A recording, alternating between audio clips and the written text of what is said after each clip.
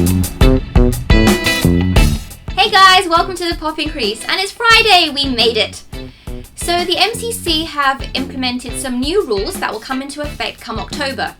The biggest rule for me is the bat sizes. They are finally doing something about these enormous bat sizes that some of these players have, most notably David Warner.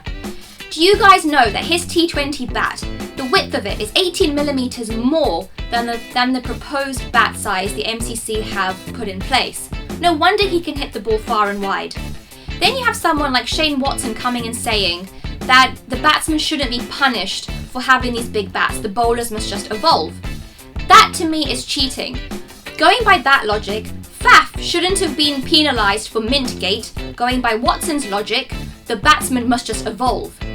The very fact that past players like Kumar Sangakkara, Ricky Ponting and Rod Marsh all recommended the bat size change speaks volumes for me.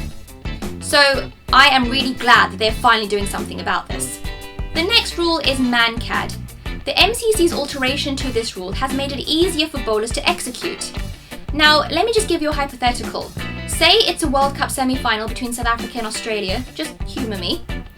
And say Rabada is bowling and Stephen Smith is at the non-striker's end. Say Rabada man-cads Stephen Smith and South Africa then wind up winning the game.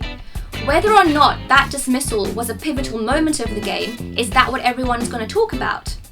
The way I can see them getting around this is if a bowler sees a batsman doing this, he gives him one clear, loud warning. If he continues to do it, then by all means man-cad him. Then we have the bouncing bat run out.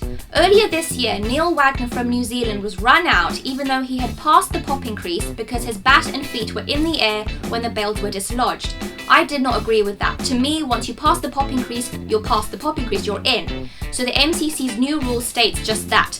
Once you're past the popping crease, even if your bat bounces, you are in, which is great. Then we have the umpires who have more powers in penalising teams 5 penalty runs and actually sending them off.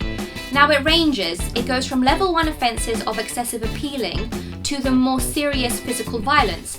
I've never seen physical violence on a cricket field, but I can absolutely imagine there'll be more penalty runs given. So that's going to be interesting. But what do you guys think of these new rules? I, for one, am very interested to see how David Warner's going to bat with a smaller bat. If he still bats the same way and gets as many runs, fair play to him, but I'm just interested to see if it does affect him. So let me know what you guys think. I hope you all have a fantastic weekend. Until next time, that's Stumps.